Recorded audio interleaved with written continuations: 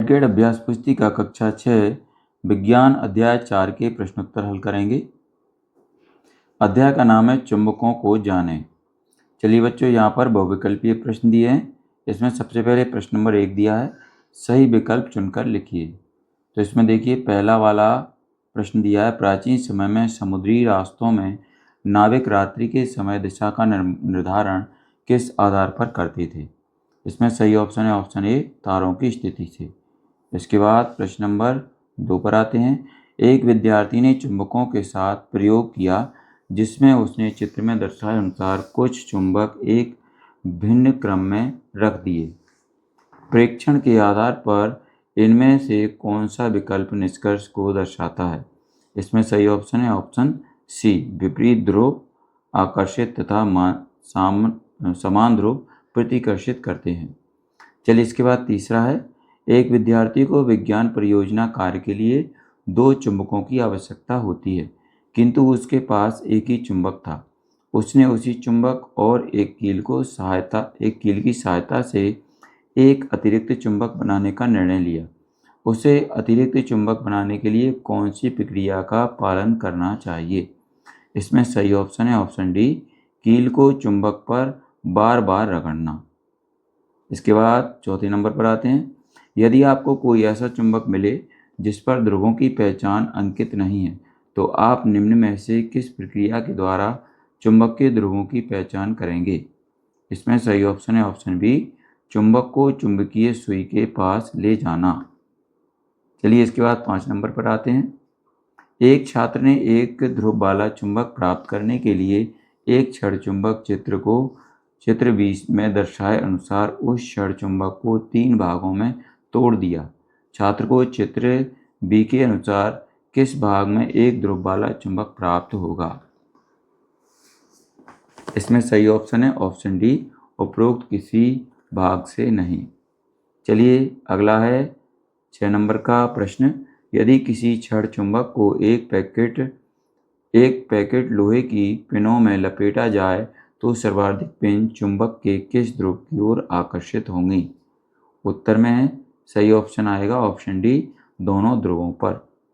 अगला है 7 नंबर, यदि किसी चुंबक को 10 बराबर भागों में तोड़ दिया जाए तो चुंबक के कितने दक्षिण ध्रुव और कितने उत्तरी ध्रुव प्राप्त होंगे। ऑप्शन बी सही है, 10 दक्षिणी ध्रुव और 10 उत्तरी ध्रुव प्राप्त होंगे। चलिए आगे बढ़ते हैं, 8 नंबर पर आते हैं। असमान ध्रुवों वाले चुंबकों को एक दूसरे के सामने रखकर संग्रहित करना क्यों महत्वपूर्ण है। इसमें सही ऑप्शन है ऑप्शन बी, चुंबकों को अपना चुंबकत्व खोने से रोकने के लिए। अगला है 9 नंबर, जब लकड़ी का एक टुकड़ा चुंबक और कंपास सुई के बीच रखा जाता है तो क्या देखा जाता है। इसमें सही ऑप्शन है ऑप्शन डी, ऑप्शन सी, विक्षेपण में कोई विशेष परिवर्तन नहीं होता है। चलिए 10 नंबर पर आते हैं। चुंबकीय कंपास में आमतौर पर किस आकार के चुंबक का उपयोग किया जाता है। इसमें सही ऑप्शन है ऑप्शन सी, सुई के आकार का चुंबक। अगला है प्रश्न नंबर 2, रिक्त स्थान की पूर्ति कीजिए। तो चलिए बच्चों, इसमें पहले नंबर के रिक्त स्थान में भरेंगे हम उत्तर दक्षिण, दूसरे के हम भरेंगे चुंबकीय, तीसरे में भरेंगे अचुंबकीय और चौथे में भरेंगे 2, पांचवें में प्रतिकर्षित और आकर्षित, छठे में भरेंगे चुंबक। तो चलिए बच्चों, इसके बाद आगे बढ़ते हैं, प्रश्न नंबर 3 पर आते हैं। लघुत्तरीय प्रश्न है ये, आपके घर में उपयोग किए जाने वाले ऐसे उपकरणों की सूची तैयार कीजिए जिनमें चुंबक का उपयोग होता है। उत्तर में लिखेंगे रेफ्रिजरेटर, टेलीविज़न, कंप्यूटर, हेडफोन, खिलौने, डोरबेल, दरवाजे के हैंडल। चलिए बच्चों, इसके बाद प्रश्न नंबर 4 पर आते हैं। चुंबकीय दिक्सूचक यंत्र में चुंबकीय सुई को बंद डिब्बी में क्यों रखा जाता है। उत्तर में लिखेंगे धूल और नमी से सुरक्षित रखने के लिए चुंबकीय दिक्सूचक यंत्र को बंद डिब्बी में रखा जाता है। अगला है प्रश्न नंबर 5, रेशमा को विद्यालय जाते समय छड़ चुंबक का एक टुकड़ा मिला। उसने देखा कि उस चुंबक पर ध्रुव अंकित नहीं है। रेशमा उस छड़ चुंबक के ध्रुवों को ज्ञात करने के लिए क्या क्या प्रयास करेगी। उत्तर में लिखेंगे स्वतंत्र रूप से लटकाना और दूसरे चुंबक का उपयोग करना, यह प्रयास रेशमा करेगी। इसके बाद प्रश्न नंबर 6 है, चुंबक के ठहरने की दिशा के आधार पर क्या आप सूर्य के उदित होने और अस्त होने की दिशा का अनुमान लगा सकते हैं? यदि हाँ तो कैसे? उत्तर में लिखेंगे हाँ, स्वतंत्र रूप से लटकाया गया चुंबक हमेशा उत्तर दक्षिण दिशा में स्थिर होता है, जिससे हम पूर्व और पश्चिम दिशा का पता आसानी से लगा सकते हैं। चलिए बच्चों, प्रश्न नंबर 7 पर आते हैं। चित्र अनुसार 3 यू आकार के चुंबकों को मेज पर व्यवस्थित किया गया है। चुंबक के एक सिरे पर एन ध्रुवता दर्शाई गई है। चुंबक के अन्य सिरे 2, 3, 4, 5 और 6 पर चुंबक की ध्रुवता एन या एन में से क्या होगी? तो इसमें देखिए, सिरा 1n, सिरा 2s, सिरा 3n, सिरा 4s, सिरा 5n, सिरा 6s। इस तरीके से आप उत्तर लिख देंगे। चलिए इसके बाद प्रश्न नंबर 8 पर आते हैं। रमेश के द्वारा खेल खेल में एक छड़ चुंबक को धागे की सहायता से स्वतंत्र लटकाने पर वह प्रत्येक स्थिति में उत्तर दक्षिण दिशा में ही ठहर रहा था। इसका क्या कारण है? उत्तर में लिखेंगे पृथ्वी एक विशाल चुंबक की तरह व्यवहार करती है, इसलिए इसका चुंबकीय क्षेत्र चुंबक को एक निश्चित दिशा में संरेखित करता है, जिससे वह हमेशा उत्तर और दक्षिण की ओर इशारा करता है। अगला है प्रश्न नंबर 9।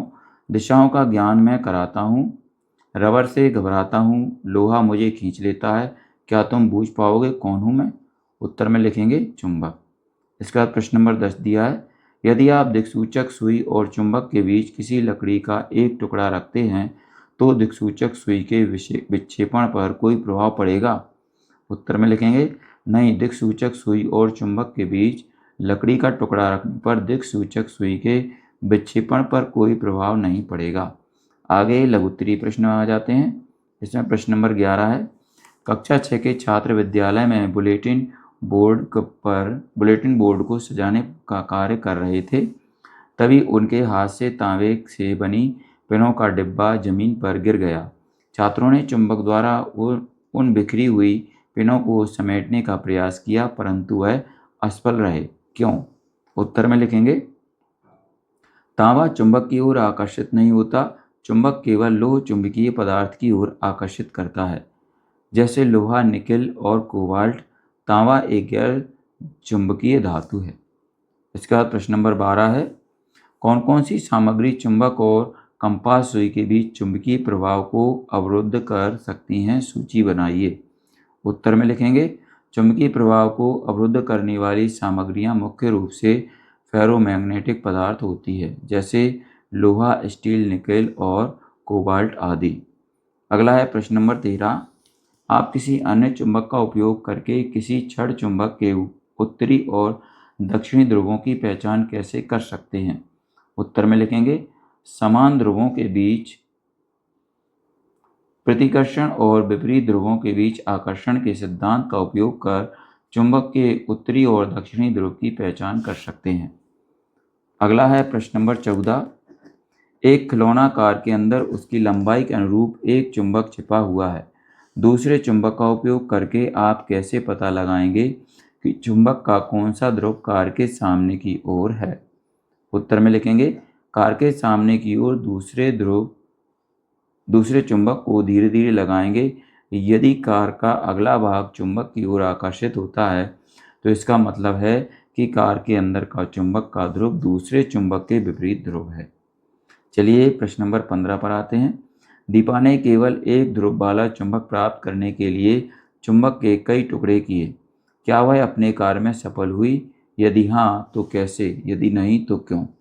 उत्तर में लिखेंगे नहीं, दीपा अपने कार्य में सफल नहीं हुई, क्योंकि चुंबक को जितने भी छोटे टुकड़ों में तोड़ा जाए, हर टुकड़े में हमेशा 2 ध्रुव, उत्तरी और दक्षिणी ध्रुव मौजूद रहते हैं। इसके बाद प्रश्न नंबर 16 पर आएंगे।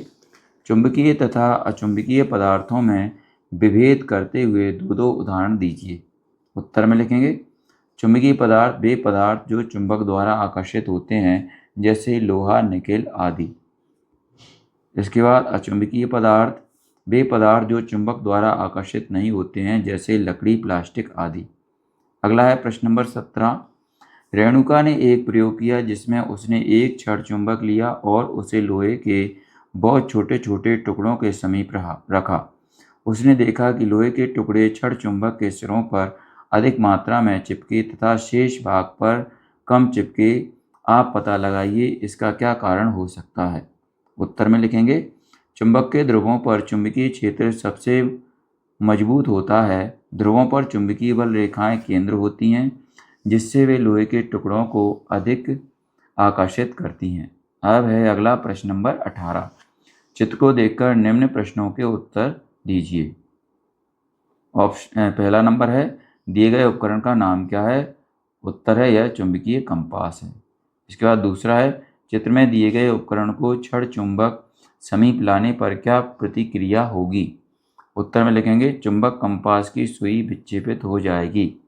तीसरा है, उपकरण का एक उपयोग लिखिए। उत्तर में लिखेंगे, चुंबकीय कंपास का उपयोग दिशा ज्ञात करने के लिए करते हैं। अगला है 19, किसी भी चुंबक का चुंबकत्व किन किन परिस्थितियों में नष्ट या कम किया जा सकता है। उत्तर में लिखेंगे, चुंबक को पीटने या पटकने, गर्म करने, समान ध्रुवों को पास पास लाने व सही रख रखाव करने से किसी भी चुंबक का चुंबकत्व नष्ट हो जाता है। चलिए अगला है प्रश्न नंबर 20, द्विसूत्री प्रश्न है ये। दो वलय चुंबक का ओरखा दर्शाए अनुसार व्यवस्थित है। यह देखा गया है कि चुंबक के नीचे की ओर नहीं जाता चुंबक का नीचे की ओर नहीं जाता। इसका संभावित कारण क्या हो सकता है। किसी भी चुंबक को बिना धकेले चुंबक का को चुंबक खा के संपर्क में लाने का उपाय सुझाइए। उत्तर में लिखेंगे, जब दो चुंबक के समान ध्रुव एक दूसरे के पास लाए जाते हैं तो उनमें प्रतिकर्षण होता है। चित्र में चुंबक का और खा के समान ध्रुव एक दूसरे के सामने हैं जिस कारण चुंबक का नीचे नहीं जा रहा है। चुंबक को खा के संपर्क में लाने के उपाय, तो नंबर 1 है, चुंबक का को पलट दें। नंबर 2 है, चुंबक खा को हटा दें और फिर से विपरीत ध्रुव के साथ लगाएं। चलिए इसके बाद प्रश्न नंबर 21 पर आते हैं।